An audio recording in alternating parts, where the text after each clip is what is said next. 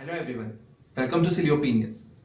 I know it's been quite some time, but now I'm back. And since it's the end of 2019, here is the list of top 20 movies which I've seen this year. But first thing first, this list is exclusively mine. So any opinion shared, howsoever silly they might sound to you, you are free to disagree with them. And I know you would. Also, I have tried to keep it spoiler free, but there might be some occasional plot points, so a warning ahead. And since this year was full of great movies, I have made this list exhaustive, so please bear with me. But before I start with my list, here are some honorable mentions. First is Crawl. It's a short, claustrophobic animal horror movie good enough to pass some time in holidays. Full review here. Second is El Camino. It's a good follow-up to Breaking Bad saga, which will appeal mostly to fans, but it's not so much bigger in scale as most of the other Netflix movies releasing these days. Booksmart. It's a fresh approach to a wise and compassionate and also funny high school comedy which feels so authentic and fulfilling that you really relate to the characters. Shazam. Not so much of a hit for DC, but is very entertaining all throughout, bearing some over the top stuff. Now here's my list. Starting off at number 20 is the Baba Yaga of action films. The much anticipated top of the line successor from Lionsgate Studios. John Wick is back and kicking stuff right from where he left off in the last part. Huge action pieces and charisma of Keanu Reeves makes it a must watch for action fans. And it would have been much higher on my list if only the ending could match the rest of the film. At number 19 is The Bold and Bald Bala. Starring Ayushmann Khurrana, the film, especially the first half, is loaded with funny setups and gags after gags that you would not get a second to hold your breath. The plot might be of similar sensitization as of Ayushmann's previous outings, but he has mastered the role of common man and his suffering so perfectly that we can now safely call that na khata na bahi jo Ayushmann script chune wahi sahi. At 18, Arita Battle Angel. This James Cameron's manga adaptation is high on action, graphics, style, but somewhat low in storytelling. In spite of which, it has created a cult following of its own, including me. And Rose Salazar, with her cyborg performance, is so authentic and refreshing that I can't wait to see what happens to Alita in the next chapter. Coming in at number 17, we have two entries, Hobbs and Shaw and Spider-Man Homecoming. Especially because they both follow up on successful franchise with tons of fan service, but are novel and entertaining enough with cool CGI, action pieces and basic character development to make worth of your tickets. Nothing much to say there. At number 16, we have How to Train Your Dragon 3. Honestly, we were all surprised at how good and fresh the first part was, and how efficiently the second one built and improved upon it. So much so that I was pretty sure they cannot repeat this in future and offer us anything new. Well, I was wrong. The third installment captures the heart of its predecessors perfectly and it ups the ante by all means. And the way the How to Train Your Dragon saga concludes is nothing short of magical and awe-inspiring. Coming at number 15, we have Jordan Peele's Us, who with his first slasher hit Get Out surprised us all. And for me, it was one of the best movies of 2017. And to be honest, Us is frankly nowhere close to the psychological tension and smart climax of it. But on its own, it provides enough horror elements and shocks to make it a great watch. And also cements Peele's place as a director to watch out in future. Coming in at number 14, we have Toy Story 4. See, I've grown watching Toy Stories and mesmerized by the wonderland of toys. So it will always have a special place in my heart. And that's why I'm a little biased towards the fourth one as well. It might not be that great to first time viewers, but to us fans who thought there could be nothing after Toy Story 3, with the perfect ending it had, the 4 surprised us all and took us to the fantasy ride once again, telling us along the way that there are new emotions to feel and more stories to tell. At 13 is Marriage Story, which I admit I only watched because of Scarlett Johansson and good reviews. But this Noah Baumbach movie unsettled me in all the bad ways. Heck, I'm not even married. This story of love, separation, and the results of a marital fallout is made a must watch by Scarlett Johansson's performance. Her best yet? Time will tell. At number 12 enters MC Sher and Murad with their heart thumping performance in Gully Boy. Joya Akhtar does it once again. This is my favorite Ranveer Singh movie till now, and though it is out of Oscars race sadly, but Murad has shown us that किसकी गली में असली hip hop है. Hip hop से मिलाएं हिंदुस्तान को. Coming at number 11 is 1917, a period war film directed by Sam Mendes. It excited me as soon as I watched this trailer. Two young rookies have to deliver a message in time or else thousands of lives will be lost. But there is danger lurking at every step. The film is shot and edited beautifully. It is made to look like one continuous shot with protagonists running to their destination, and is one of the few occasions when the audience can relate to the director's vision and hard work. Now we are in the top 10s, and you might be shocked by some of the entries, but please just don't be offended. At number 10, pulling a shocker, and perhaps the most critically abused movie of this list is Godzilla King of the Monster. Well, it was a big flop to say the least, because of which I watched it at dirt cheap prices in my nearest theatre before it was pulled out from it owing to the release of Bharat.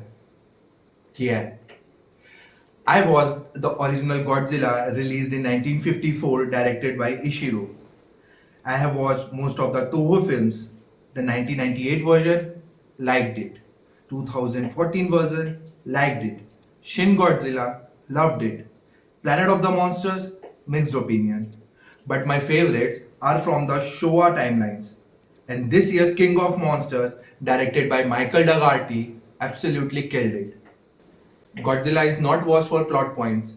Humans are there just for showing the scale and furthering the plot. If you don't get it, good for you. But it seems Mr. Dougherty knew what he was doing, and he seems to be a fan too. He paid tribute to Showa era films in a big way. All the kaijus, Mothra, Rodan, the flight sequence with him, King Ghidorah, everything was almost perfect. This movie is shot so gorgeously at such a big and terrifying scale that each frame of it could be my next desktop wallpaper. Finally, when that background score from the original played, the audience, whosoever went to watch it, they rode with me. Some critics get it, like him. Felt like my 8-year-old inner child just snorted a Tony Montana mountain size of cocaine. That's what it was like to watch this movie. My inner child was high on blow the entire time, and I loved every minute of it. And for others, I just want to say,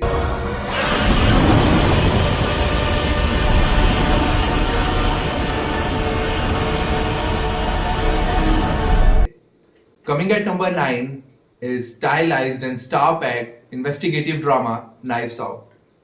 When renowned crime novelist Harlan Thrombey dies just after his 85th birthday, the detective Blaine arrives at his estate to investigate and uncover the truth. The red herrings and all the lies inside the estate is quite intriguing. And the end reveal, well, that is quite something. This Ryan Johnson directed is inspired by Agatha Christie novels, and if you like them, you will love this film for sure. Now at number 8 we have Uncut Gems. Well, this was again watched by me because of its ratings, and hold and behold, Adam Sandler has got some acting chops that I did not know he had. He is impressive as he is the New York jeweler, gambler, dreamer, and self-defeating buffoon Howard Ratner in here.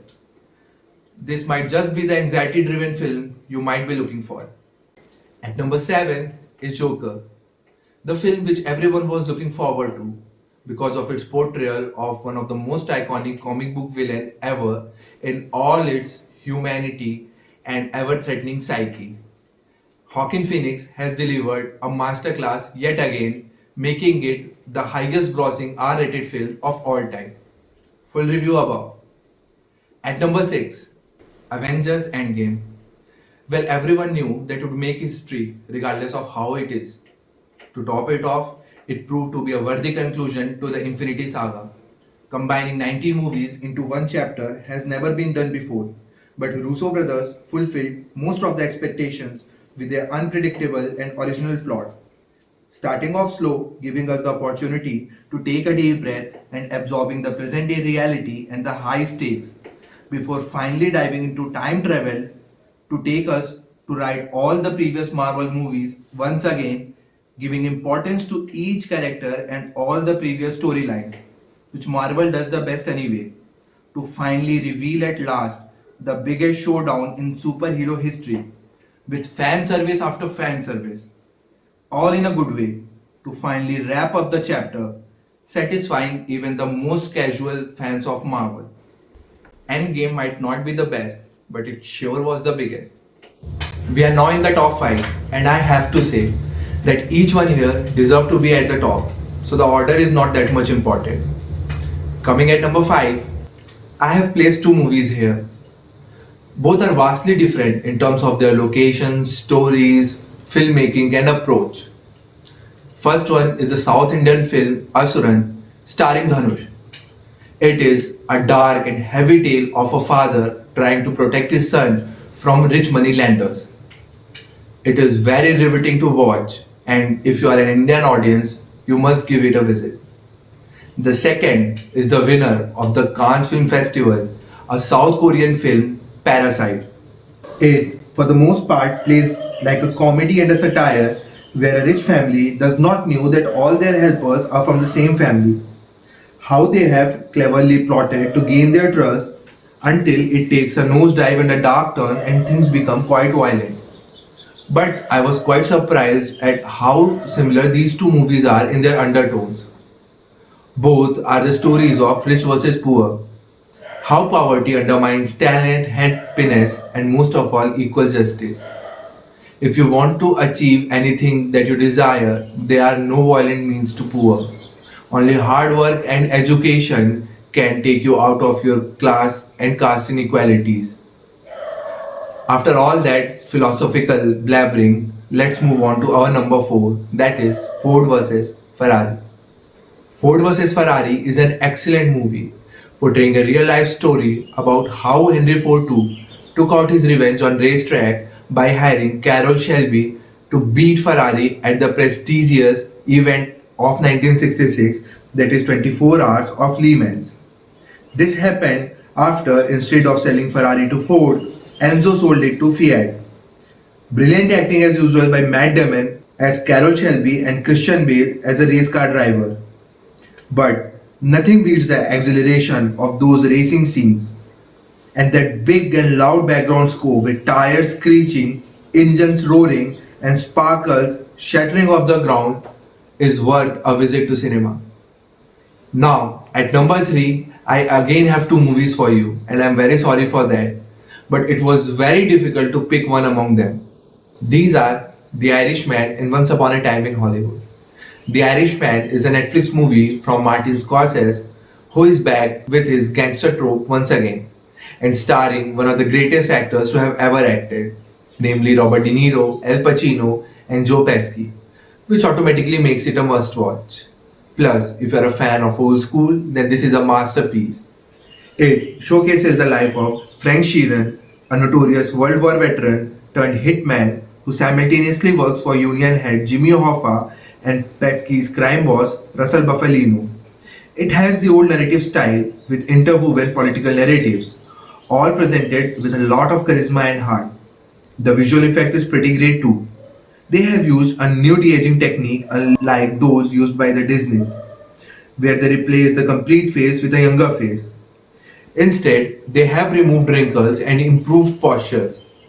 For example, let us take Amitabh Bachchan from today.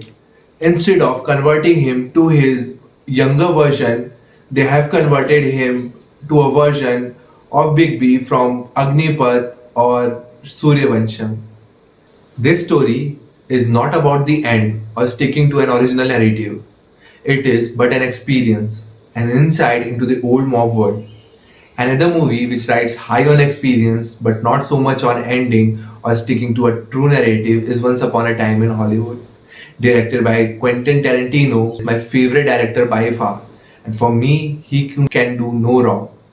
Once Upon a Time showcases Hollywood back in the days when it was all glamorized, stylized, and free of politics.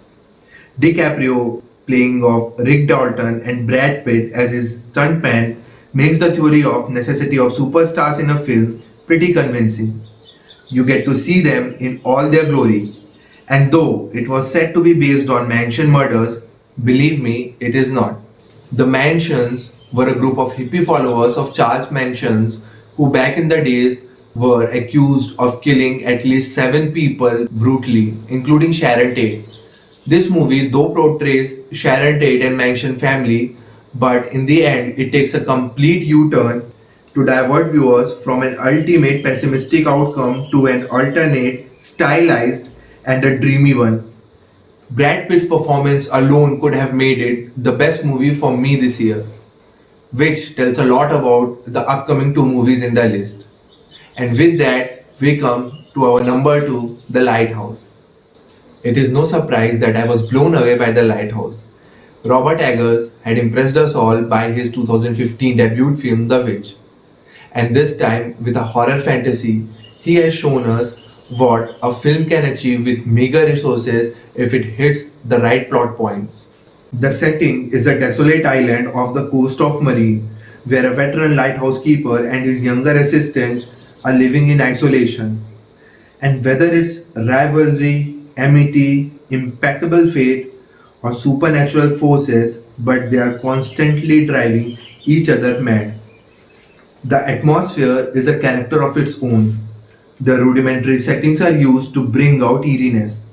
The characters throughout the film are drawn out towards the light, both literally and spiritually. In its use of over the top curse words, it tends to be funny, but not in a bad way. Robert Pattinson often gets a bad rap due to Twilight, but we all know how much the guy is talented, and he shows us why he's most sought out these days. Plus, William Defoe's performance here is outstanding and unforgettable. There is the use of black and white color palette, and this movie is not for everyone. But no matter what, it will stay with you forever. Which brings me to the top of the list, the best movie of 2019 according to me, and that spot goes to a sci-fi space adventure film, Ad Astra. I was not kidding 2 minutes before when I said that the Brad Pitt's performance could make a movie the best of the year, and Ad Astra is all in all a Brad Pitt movie. I was so highly surprised to experience something like this after such a long time. But as always, many people won't like it, mainly because of its slow pacing, simple narrative, and not a very huge payoff at the end. As the plot goes, some 30 years ago, Clifford McBride led a voyage to deep space, but the ship and crew were never heard from again. Now his son, a calm, fearless astronaut, must embark on a daring mission to Neptune to uncover the truth about his missing father and something that threatens the stability of universe. Well, the plot ends here and the movie starts. Brad Pitt plays the son Roy McBride, who is shown as a duty-bound astronaut. He is very calm, composed, and calculated. It is said that his heart rate has never exceeded 80, even in the face of death. But as the movie progresses, we learn that in the past he was deeply disturbed by his father's behavior and his absenteeism, because of which at present he is unable to connect emotionally with other people. Also, how he fears he might be his father in making. He reveres his father, as does everyone else. Most of all, it is the story of a father and son. How, in spite of everything, we want our father to stay, to love. It also explores the void in the universe.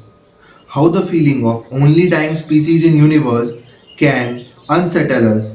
But how can the same feeling that we are all we got inspires us, make us love and care for others as well as ourselves. And also, no matter how alone we prefer to be or no matter how much reserved we think we are, everyone seeks companionship, and this feeling for others makes our life worthy. With this concludes my list for this year. I know it was a very long video, so thank you very much for watching till end. I hope to see you soon again. Till then, Merry Christmas and enjoy the festive season.